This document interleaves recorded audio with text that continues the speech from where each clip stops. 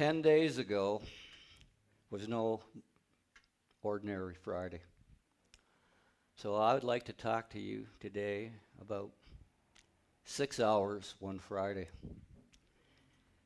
Millions saw the space boot of Neil Armstrong leave an imprint on the virgin surface of the moon. Thousands watched the first American soldier leave a mark in the mud of Normandy. Dozens witnessed the footprint of Columbus on the sandy beach of the New World. But did anyone notice when the sandaled foot of the Nazarene stepped away from the shop and toward the cross? With the nail apron removed and tools stored, he stepped from the shadow of the shop into the light of the sun and began his solitary trek. Over the next 3 years, he'd take countless steps and walk many roads. Each step he took carried him one step closer to the cross. Every setting sun found him closer to the cross than the one before. Jesus walked the hospitals and convalescent homes of his day, but he didn't stay there. He frequented the houses of worship, but he didn't stay there. Jesus walked into the arena of service, but he didn't stay there. He also walked into the classroom of instruction. His followers called him Jesus, the teacher. He could have ended his life in the classroom, but he didn't stay there. Nor did he remain in the garden of prayer. More than once, the disciples awoke to find his pallet empty and knees bent, but he didn't stay there. The garden of prayer, the classroom of instruction, the hallways of service, all mattered to his ministry, but none were the aim of his ministry. They fell short of the higher call. The Son of Man did not come to be served. He came to serve others and give his life as a ransom for many people. The Son of Man came to find lost people and save them. The calling of Christ was the cross of Christ. He left the Nazareth carpentry shop with one ultimate aim: 6 hours, one Friday, on the hill called Calvary. If the calling of Christ was nothing short of the cross, what is the calling of us, his followers? Shouldn't we have as our daily aim, his daily aim, to be closer to the cross? Following in his footsteps will lead us many places. Some will walk among the sick. Others will walk among the needy. Some will teach, and all will worship and pray. But the path does not end there. The path only stops at the foot of the cross. Let me tell you a story. A story of preparing for a hurricane. Now, some of you may have experienced a hurricane, and so you know what it's all like.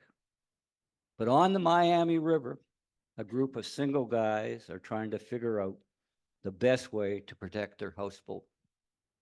Not that it's much of a vessel, a rusty cabin on a leaky barge, but it is home, and if they don't do something, that boat is going to be at the bottom of the river. Now, none of these guys have ever lived on a boat before, much less weathered a hurricane.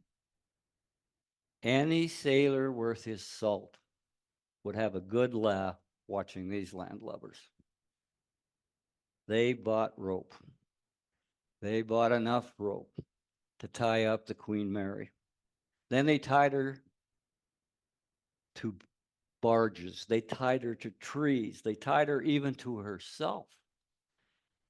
When they were through, the little craft looked like she'd been caught in a spider web. Tie her down was all that they could think.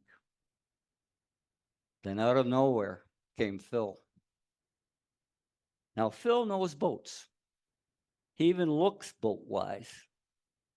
He was born wearing a suntan and docksiders. He speaks the lingo, and boy, does he know knots. And he also knows hurricanes. He is known as a legend in his own time. He takes one look at these guys, shakes his head, then saunters over with some advice. And it is sailor bound. Tie her to land and you will regret it. Trees are going to get eaten by the cane. Your only hope is to anchor deep. Place 4 anchors in different locations, leave the rope slack, and pray for the best. Anchor deep. Let's talk about anchor points. Now, chances are someone listening to these words is about to be caught in a storm. The weather is brewing, the water is rising, and the trees are beginning to bend. You have done everything possible, but your marriage won't stand. It's just a matter of time. You've been dreading this meeting all week. They've laid off several men. Why would human resources need to talk to you? And with a newborn at home. Perhaps the winds have already reached gale force and you're holding on for your life. Why our son are the only words you can muster. The funeral is over. Now it's just you, your memories, and your question. Why me? They took the other bid. That client would have kept our business afloat for another quarter. That was our last hope. Waves. Waves that suck our joy out to sea. Winds that rip our hopes by the roots. Rising tides that seep under the doors of our lives and cover the floors of our hearts. No time to develop a personal philosophy on pain and suffering. No time to analyze the mystery of death. No time to set anchors. The time only to sit tight and trust the anchor points. Anchor points. What are they? Well, they're firm rocks sunk deeply in a sound foundation. Not casual opinions or negotiable hypotheses, but ironclad, undeniable anchors that will keep you afloat. I want to ask you a question. How sturdy is your life when you are faced with one of these 3 storms? Futility. You're riding high, it's getting higher. You should be content. You should be pleased. You're doing what you set out to do. Then why are you so unhappy? Is it because you know that every tide that rises must fall? What's it for anyway? Who cares who I am? What is the purpose of it all? Failure. You can't hide it anymore. You blew it. You were wrong. You let everyone down. The very thing you swore you would never do, is exactly what you did. Your anchor point anchors drag through sand, finding no rocks. Finality. This scene repeats itself thousands of times each day. Folding chairs on manicured grass.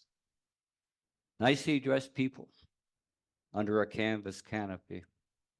Kleenex, tears, words, metal caskets, dirt, open grave. It's the wave of finality. Uninvited and unexpected, it hits with a tidal force, washing away your youth, your innocence, your mate, your friend. And now you're soaked and shivering, wondering if you will be next. Futility, failure, finality. You don't have to face these monsters alone. Listen to Phil's advice.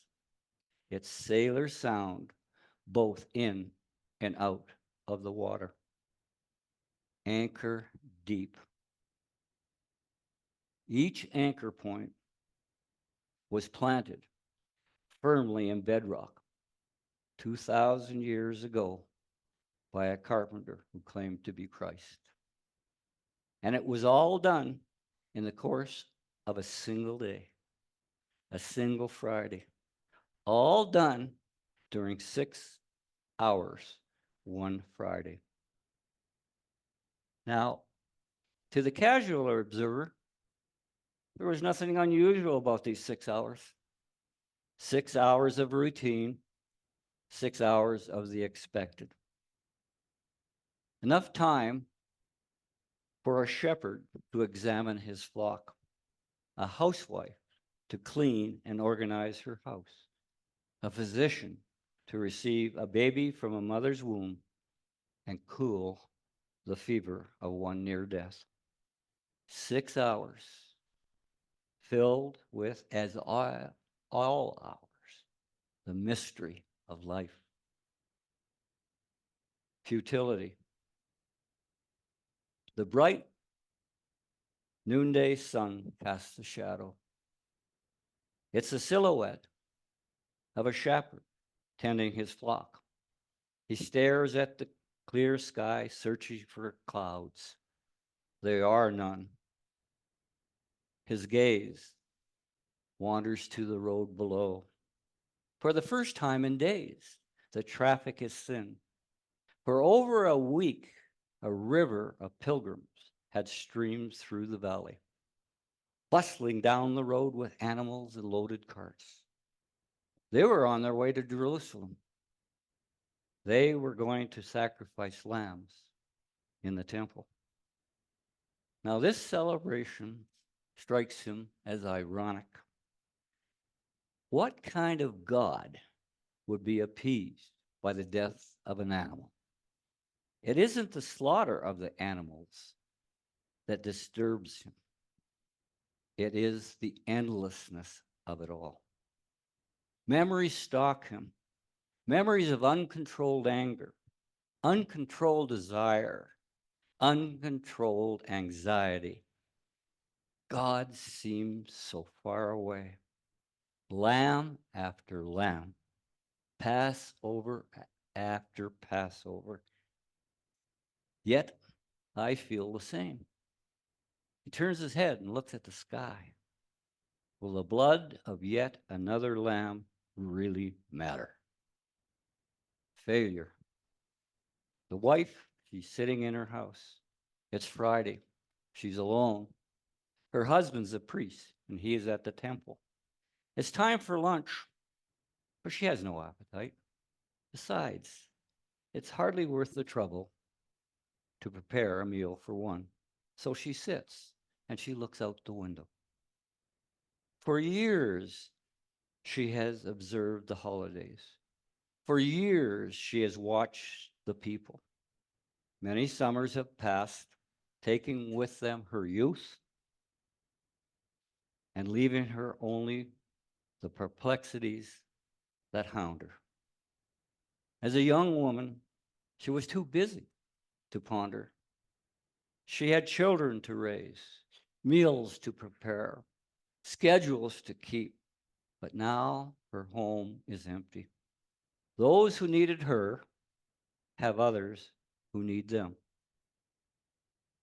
Now the questions are relentless. Who am I?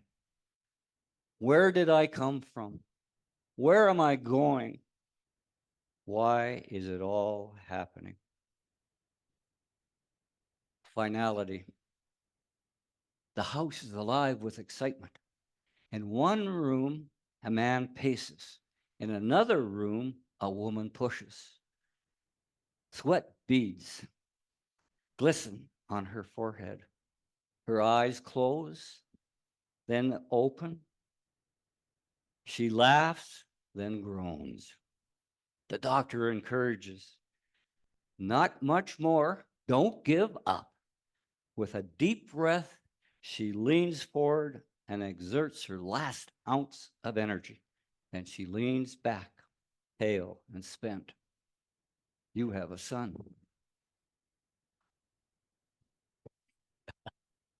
I can't help but laugh. The next house he visits is quiet. The bedroom. Outside the bedroom, a white-haired wife sits. Inside is the frail frame of her husband. Hot with fever, nothing can be done. The doctor is helpless as the man takes his last breath, then dies. The same hands that cleaned the eye of the infant now close the eyes of the dead, all during a period of 6 hours, one Friday. To the casual observer, the 6 hours are mundane. A shepherd with his sheep, a housewife with her thoughts, a doctor with his patient. But, but to the handful of awestruck witnesses, the most maddening of miracles is occurring. God is on the cross. The creator of the universe is being executed. Yet death is not ready. And there is no one to save him. For he is sacrificing himself. It is no normal 6 hours. It is no normal Friday. Far worse than the breaking of his body is the shredding of his heart. His own countrymen clamored for his death. His own disciple planted the kiss of betrayal. His own friends ran for cover. And now his own father is beginning to turn his back on him, leaving him alone. A witness could not help but ask, Jesus, do you give no thought to saving yourself? What keeps you up there? Nails don't hold gods to trees. What makes you stay? The shepherd stands staring at the blackened sky. Only seconds before, he had stared at the sun. Now there is no sun. The air is cool, no thunder, no lightning, no clouds. The feeling is eerie. The shepherd stands alone, wondering and listening. The woman has scarcely lit the lamp when her husband rushes in the door. The reflection from the lamp's flame dances wildly in his eyes. The temple curtain, he begins, has torn, ripped in two from top to bottom. Just when the old man's last breath escapes, the pit of the earth rumbles. The physician nearly loses his balance. It is an earthquake, a rock-splitting rumble. The doctor fights to keep his balance, rushes back into the room, of the one who just died. The body is gone. 6 hours, one Friday. Let me ask a question. What do you do with that day in history? Those 6 hours were normal 6 hours. They were the most critical hours in history. For during those 6 hours, on that Friday, God embedded in the earth 3 anchor points, sturdy enough to withstand any hurricane. Anchor point 1, my life is not futile. This rock secures the hull of your heart.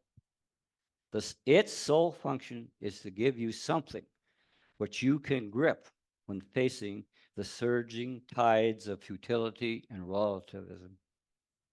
It's a firm grasp on the conviction that there is truth.